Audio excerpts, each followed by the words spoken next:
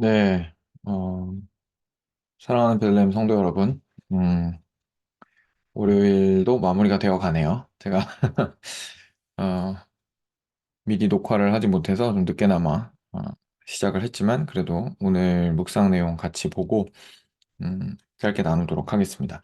먼저 기도하고, 제가, 말씀을 읽고, 나누도록 하겠습니다. 주님 감사합니다.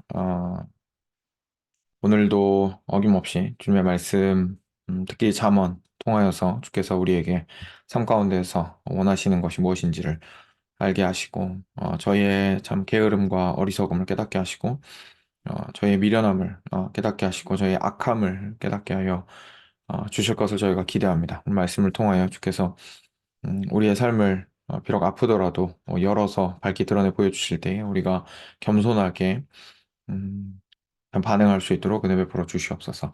감사합니다. 예수님 이름으로 기도드렸습니다. 아멘.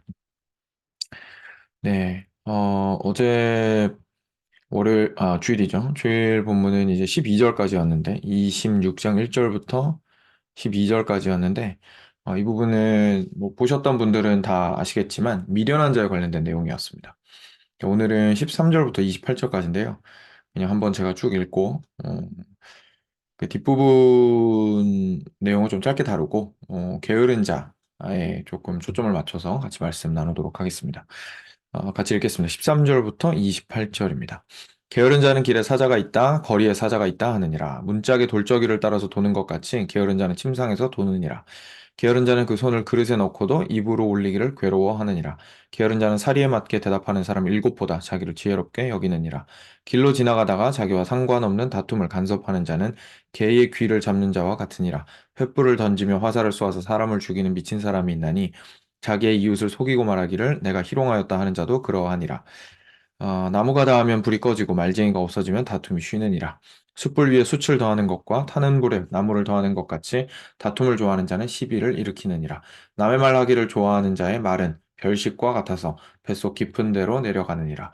온유한 입술에 악한 마음은 낮은 은을 입힌 톡이니라. 원수는 입술로는 꾸미고 속으로는 속임을 품나니 그 말이 좋을지라도 믿지 말 것은 그 마음에 일곱 가지 가증한 것이 있음이니라. 속임으로 그 미움을 감출지라도 그의 악이 회중 앞에 드러나리라. 함정을 파는 자는 그것에 빠질 것이요 돌을 굴리는 자는 도리어 그것에 치이리라. 거짓말하는 자는 자기가 해한 자를 미워하고 아첨하는 입은 패망을 일으키느니라. 아멘. 네, 방금 말씀드린 것처럼 이제 어제 말씀은 미련한 자에 관련된 부분이었거든요. 근데 오늘은 이어서 게으른 자에 대해서 12절, 13절이죠. 13절부터 16절까지 이야기해주고 있습니다.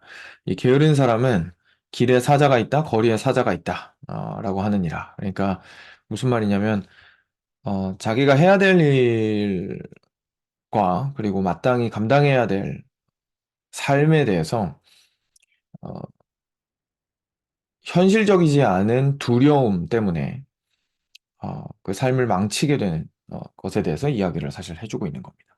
길에 사자가 있고 거리에 사자가 있을 가능성은 거의 없죠. 근데 뭐 수학적으로 가능성이 있냐고 물어보면 가능성이 있겠죠. 굉장히 낮은 가능성이겠지만 뭐 그럴 수도 있을 겁니다. 근데 이제 그럴 수도 있다라는 말로 그 두려움으로 인하여서 그 일을 하지 않으려고 하는 일들을 많이 보게 되죠. 저는 사실 요즘 젊은 세대에게서 많이 드러나는 모습이라고 생각을 합니다. 그래서 이 게으른 자의 모습이 보통 어떻게 드러나냐면 실패하기를 두려워하는 것으로 드러나는 것 같아요. 실패하기를 두려워하는 모습은 주로 어떻게 이제 표현이 되냐면 이렇게 거리에 사자가 있다, 길에 사자가 있다라고 하면서 애초에 시작을 하지 않는 것으로 많이 드러나게 되거든요. 그래서 바깥에 있는 어려움과 자기가 가지고 있는 불완전함과 상황의 어떤 열악함과 이런 것들에 대해서 계속 핑계를 대고 두려워할 수밖에 없는 이유들을 찾습니다. 그리고 나서 이렇게 두려운데 내가 어떻게 이 일을 할 수 있느냐라고 이야기를 하죠. 어, 근데 그 두려움은 사실상 그 한 걸음을 딛지 않으려고 하는 게으름에서 출발된 것이라고 이제 이야기를 하고 있습니다. 근데 그러면 이 게으름이 뭐냐에 대해서는 좀 저희가 생각하는 정의랑 다르다는 것이 좀 이렇게 뒷부분에 가다 보면 등장을 하는데 그거는 이제 그때 가서 같이 얘기를 해보도록 하죠. 14절입니다. 문짝이 돌저귀를 따라서 도는 것 같이 게으른 자는 침상에서 도느니라. 이건 역시 마찬가지죠. 그러니까 앞부분에는 자기가 두려워하는 걸 어, 이제 핑계로 대면서 그 한 스텝을 앞으로 나아가기를 거부하는 것처럼 지금 14절에서는 침상에서 이렇게 문짝이 돌적이를 이렇게 도는 것처럼 한 발짝도 앞으로 나아가지 않고 계속해서 그 자리에서 뒹굴뒹굴 되고 있는 것을 이야기하죠. 그러니까 이게 빈둥대고 뒹굴뒹굴 되는 것이 그 자체가 문제인 것이 아니라 그것이 앞으로 한 걸음도 나아가지 않는다는 게 문제인 것 같아요. 그러니까 지금 이미 학계에서 뭐 그런 것들은 많이 연구가 되었죠. 사실 우리가 멍 때리는 시간이 없어서 창의적인 생각이 나오지 않는다. 뭐 이런 얘기 요즘 많이 하잖아요. 저는 일정 부분 사실이라고 생각합니다. 산책을 하거나 뭐 이렇게 별로 그렇게 막 진지하게 생각하는 시간이 아니어도 몰두하고 있었던 일에서 잠깐 눈을 이렇게 피하고 벗어나는 그 쉼의 시간을 누리는 것이 실제로 자기를 재충전해 줄 뿐만 아니라 필요한 그 인스퍼레이션들을 주는 역할들을 하거든요. 그 창의성을 이렇게 창의성이 개발되게 해주는 생각하지 못했던 것을 생각하게 해주는 그런 기회로 작용을 합니다. 실제 저도 설교 준비할 때 그런 일이 많이 있습니다. 그러니까 설교에 너무 몰두만 하고 붙들고만 있으면 사실 생각이 잘 안 나고요. 이제 조금 거기에서 이제 먼저 머리에 넣고 마음에 넣고 나서 이제 살짝 시간을 두었을 때 오히려 그게 이제 가라앉으면서 생각이 깊어지고 예기치 못했던 것들이 이제 안에서 나오는 것들을 경험을 하게 되거든요. 그러니까 그런 부분에 있어서는 그러니까 이 겉으로 봤을 때는 빈둥대고 시간을 올바르게 사용하지 않는 것처럼 보일 수는 있어요. 근데 그게 큰 그림에서 봤을 때는 결국은 한 스텝을 앞으로 가기 위한 생산적인 쉼이 될 수 있는 거거든요. 근데 지금 여기서 이야기하는 건 그게 아닌 거죠. 그러니까 앞으로 나아가려는 생각이 애초에 없는 겁니다. 그래서 시작하지도 못하고 그냥 여기서 계속 빈둥빈둥 되고 뒹굴뒹굴 되고 있는 것을 이제 이야기를 하고 있는 거죠. 어, 그래서 문짝이 돌적이를 따라서 도는 것 같이 게으른 자는 침상에서 돌고 15절입니다. 게으른 자는 그 손을 그릇에 넣고도 입으로 올리기를 괴로워하느니라. 그러니까 근데 이게 굉장히 우스운 일인 게 손을 그릇에 넣었는데 이걸 입으로 올리기를 괴로워하는 거예요. 근데 문제가 있죠. 이 사람이 배가 안 고픈가요? 배가 고프거든요. 그러니까 게으른 사람의 문제는 그거죠. 이 사람이 욕구가 없냐 그러면 그렇지 않습니다. 그 욕구가 있죠. 그럼 욕구가 채워지기를 바라는데 그 욕구를 채우기 위해서 수고하는 것을 거절하는 거예요. 그러니까 결국 이것 역시 한 스텝 더 나아가서 자기가 고생을 하고 힘을 쓰고 애를 씀으로써 자신의 필요를 채우려고 하는 어, 그 과정 속에서 반드시 필요한 어떤 뭐 희생이라면 희생이고 대가라면 대가를 치르려고 하지 않는 모습을 보이는 거죠. 거기에서 사실 게으른 자의 모습이 나타난다고 이야기를 하는 겁니다. 근데 이 모든 것들을 종합을 해보았을 때 사실 우리한테 이 게으른 자가 진짜로 말해주는 성경이 게으른 자에 대해서 디파인하는 정의하는 이야기가 바로 그 다음에 나옵니다. 16절입니다. 게으른 자는 사리에 맞게 대답하는 사람 일곱보다 자기를 지혜롭게 여기느니라. 네, 게으른 사람의 진짜 문제는 어디에 있냐면 스스로를 지혜롭다고 여기는 데 있습니다. 그러니까 이 사람이 처음부터 13절부터 보면 이런 거죠.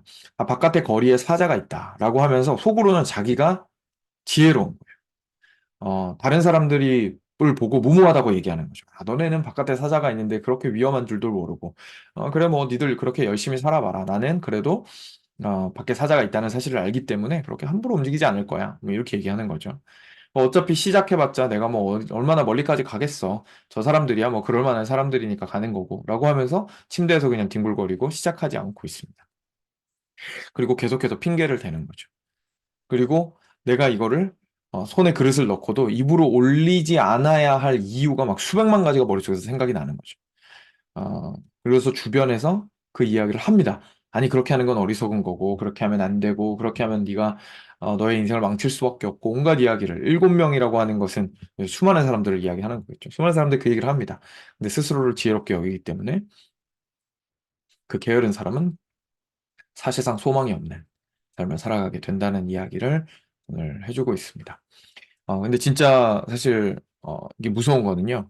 어제 말씀 마지막 구절이랑 연결해서 보면 조금 더 섬뜩해집니다. 왜냐하면 어제 12절에 뭐라고 나오냐면 미련한 자들에 대해서 이야기를 쭉 하거든요. 미련한 자의 문제가 무엇인지. 근데 12절에 이렇게 나오죠. 내가 스스로 지혜롭게 여기는 자를 보느냐. 그보다 미련한 자에게 오히려 희망이 있느니라. 이게 무슨 말이죠? 1절부터 11절까지 미련한 자가 얼마나 심각한 문제를 가지고 있는지 우리가 얼마나 지혜가 없으면 문제가 심각한지, 이제 그런 거에 대해서 이야기를 막 한 다음에 12절에서 이렇게 얘기하는 거예요. 지금까지 내가 이야기한 이 미련한 자의 상태가 놀랍게도 최악의 상황이 아니다. 진짜 최악의 상황이 있는 사람이 있는데 그 사람은 다름 아니라 스스로를 지혜롭게 여기는 사람이다라고 이야기하고 있습니다. 근데 방금 우리가 15절에서 16절이죠. 16절에서 뭐라고 얘기했죠? 자기 스스로를 지혜롭게 여기는 자가 네, 게으른 자라고 우리가 보게 되었습니다. 그게 지금 무슨 말이죠? 미련한 자는 그래도 소망이 있는데 자기 스스로를 지혜롭게 여기는 게으른 자는 소망이 없다는 거예요. 얘네들은 구원받을 수 있는 이렇게 가능성이 굉장히 적다라는 이야기를 지금 하고 있는 겁니다. 물론 불가능한 건 없겠지만 예수님 안에서 스스로 지혜롭게 여기는 것이 얼마나 치명적인 문제인지에 대해서 우리한테 알려주고 있는 거죠. 어, 이것에 대해서 우리가 좀 진지하게 생각했으면 좋겠습니다. 우리가 어, 고집을 피워야 될 때가 있습니다. 근데 그거는 고집을 피워야 되기 때문이 아니라 합당한 이유가 있고 어, 그리고 명확하게 현재 상황을 지혜롭게 판단이 가능했을 때 어, 줏대 있게 행동하는 것이 필요할 때가 분명히 있습니다. 많은 사람이 옳다고 말하는 것보다 굉장히 소수만 옳다고 말하는 경우가 많이 있습니다. 다른 사람 다 틀렸다 그러는데 한 명 내지는 소수만 옳다고 얘기하거나 반대로 모두가 옳다고 얘기하는데 한 명 내지는 소수만 틀렸다고 얘기하는 경우 분명히 있습니다. 어, 그래서 그냥 무작정 다수의 말을 듣는 것이 지혜로운 것이다. 이렇게 말할 수도 없는 거죠. 그렇지만 우리가 온전히 지혜롭게 여호와 경외함으로써 얻게 되는 참 지혜 가운데 거했을 때에는 그 자체를 분별할 수 있다는 거죠. 주변에 그 7명이 이야기하는 지혜로운 목소리가 지혜의 목소리로 들리는가. 근데 그러려면 어떻게 해야 되겠죠? 내 자신이 틀릴 수 있다는 것에 대한 겸손한 마음을 항상 유지해야 되는 겁니다. 그래서 여호와를 경외하는 지혜로운 사람의 마음에서 드러나는 최고의 덕목은 사실 겸손함입니다. 게으른 사람은 겸손하지 않고 미련한 자도 역시 겸손하지 않아서 발생하는 문제가 굉장히 많은 거죠. 그래서 우리가 겸손함으로 하나님의 지혜 앞에 우리를 드렸을 때에 들리는 말들이 그냥 남들이 하는 말 이런 식으로 그냥 퉁치고 끝나는 게 아니라 그 사람들의 말 자체를 잘 듣는 거죠. 그래서 판단을 하는 겁니다. 누구 앞에서? 하나님 앞에서. 그래서 그 앞에서 온전히 주의 지혜에 합당한 말인지에 대해서 우리가 판단하고 우리의 삶을 선택할 필요가 있을 겁니다. 그러려면 결국 우리가 어떻게 해야 할까요? 여호와 경외해야죠. 여호와를 경외하는 것이 지혜의 근본이니까 여호와를 경외하는 것으로 내가 세상과 하나님과 사람을 바라보는 눈이 올바라지려면 결국 말씀 안으로 우리가 깊이 있게 들어갈 수밖에 없습니다. 진지하게 주의 말씀을 배우고 그 안에서 주께서 허락하시는 주의 지혜들을 가지려고 해야겠죠. 제가 이 시점에서 한 가지 좀 팁을 드리면 도움이 되실 것 같다는 생각이 들어서 한 가지 이 기회를 빌어서 말씀드리고 싶은 게 있는데요. 여러분 혹시 설교 들으실 때 어떤 좀 마음이나 태도나 관점을 가지고 들으시는지 모르겠습니다. 저희가 이럴 수 있거든요. 그러니까 설교 들으면서 하나님의 뜻이 오늘 나에게 필요한 하나님의 뜻이 지금 내 귀에 내 마음에 들리기를 원하는 마음으로 들으실 수 있습니다. 전 참 귀한 마음이라고 생각을 합니다. 그래서 그런 마음으로 들으시는 건 너무 좋습니다. 근데 문제가 약간 이런 거죠. 오늘 당장 이 순간 나한테 필요한 말씀을 주시기만 하면 된다. 이렇게 생각을 하는 거예요. 근데 사실 특히 뭐 제가 설교하는 어, 때는 제가 이거를 이미 염두에 두고 설교를 하고 있기 때문에 여러분들이 아시는 게 좋기도 하고, 꼭 제가 아니어도 다른 분들의 설교를 듣더라도, 여러분들이 명심하셔야 되는 건 여러분들은 설교를 들으시면서 사실 뭘 해나가고 있는 거냐면, 지혜의 집을 쌓아나가고 있는 중이신 겁니다. 그래서 예전에 있었던 거 물론 잊어버릴 수는 있어요. 그렇지만 계속 쌓고 쌓고 쌓고 쌓고 하는 그 과정들이 하나의 체계를 세워나가는 하나님이 누구신지에 대해서 옛날에는 한마디밖에 할 수 없었다면 이제는 1년이 지나고 2년이 지나고 3년이 지나면 그것들이 쌓여서 정리된 형태로 어느 정도 설명을 그래도 10마디는 할 수 있게 되었다든지 어, 죄에 대해서 옛날에는 한마디밖에 설명할 수 없었는데 이제는 한 10마디는 설명할 수 있게 되었다든지 하는 식으로 체계적으로 우리의 신앙의 지식들을 쌓아나가는 그래서 지혜가 되는 그 과정을 내가 설교를 통해서 해나가고 있다고 생각을 하고 들으시는 거랑 그냥 오늘 하나님께서 당장 주시는 말씀을 듣는 거다라고만 생각하는 거랑은 사실 저는 얻게 되는 것이 많이 다르리라고 생각을 합니다. 어, 그래서 저는 개인적으로 이제 막 따로 책을 읽으시면 너무 좋겠지만, 그러기 어려우신 분들 많이 있으니까. 그래서 저는 설교 들으실 때 노트 테이킹을 하신다든지, 다시 보실 수 있도록 하는 방향을 이렇게 좀 찾으시는 게, 예를 들어서 저희 교회 같은 경우에는 이제 제가 컬럼을 매주 쓰고 있는데, 그 컬럼을 이제 모으시면서 꾸준히 읽으신다든지 하는 방식으로 이걸 계속 차곡차곡 쌓아나가시는 것을 좀 연습하시기를 추천을 드립니다. 그래야 이게 지혜가 쌓이게 되고, 그래야 우리가 실제로 다른 사람의 말을 들었을 때 판단할 수 있는 근거로 우리 안에 생각할 수 있는 틀들이 생기게 되거든요. 그리고, 이 설교가 상당히 구조화되어 있기 때문에 주제도 좀 명확한 편이고, 그래서 그것들을 각 주제에 따라서 어떻게 구조화되어 있고, 어떤 개념들이 등장하고, 어떻게 그 개념들이 서로 연결되고, 성경 구약 성경 구절과 신약 성경 구절들이 어떻게 서로 연결되고, 이런 것들을 그냥 듣고 흘리지 마시고, 어떻게 연결되는지에 대해서 실제 좀 찾아서 들어가서 읽어보시기도 하고, 앞뒤 맥락도 같이 읽어보시고, 궁금하시면 저한테 질문도 하시고, 하시면서 조금씩 쌓아나가는 과정으로 생각을 하셨으면 좋겠습니다. 그랬을 때에 여러분들이 어, 그 생각지도 못했을 때에 어, 여호와 경외함을 그 가운데에서 좀 지혜가 쌓아 올라감으로써 얻게 되리라고 생각을 합니다. 제가 설교에 대해서 말씀을 드린 건 설교가 대단해서 그렇게 말씀을 드린 건 아니고요. 어, 그 앞서 말씀드린 것처럼 여러분들께서 따로 설교 외에 따로 뭔가를 하기가 쉽지가 않기 때문에 어, 이제 지금 현재 세계적으로 성경 지식과 하나님에 대한 지식을 올바르게 가질 수 있는 가장 좋은 시작점이 설교여서 그렇게 말씀을 드린 겁니다.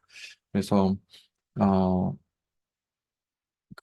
설교를 들으실 때도 그래서 내가 이거를 그냥 한 번 듣고 흘리고 오늘 나를 내가 감동받으면 된 거다, 힘을 얻었다 이렇게 생각하고 그냥 끝나지 마시고 이것으로 내가 어떻게 더 큰 건물을 세울 것인가, 오늘 받은 이 벽돌 하나를 어디다 어떻게 놓치라는 생각으로 신앙 전체를 좀 쌓아 나가셨으면 좋겠습니다. 그렇게 하시면 분명히 더 튼튼한 그리스도인이 되어 있으시고, 오늘 이야기 잠언을 통해서 우리가 보게 된 게으른 자, 그리고 어제 묵상 말씀을 통해서 보게 된 미련한 자의 모습은 상당 부분 피할 수 있게 될 것이라고 생각을 합니다. 그 이외에도 뒷부분은 제가 나누지 않을 텐데요. 읽으시면서 참 그 마음이 동하시는 부분들을 가지고 오늘도 묵상하시고 힘을 얻으시고 다시 한번 또 새롭게 이 한 주 시작하셨으면 좋겠습니다. 같이 기도하겠습니다. 아, 내가 스스로 지혜롭게 여기는 자를 보느냐? 그보다 미련한 자에게는 오히려 희망이 있느니라. 게으른 자는 사리에 맞게 대답하는 사람 일곱보다 자기를 지혜롭게 여기느니라.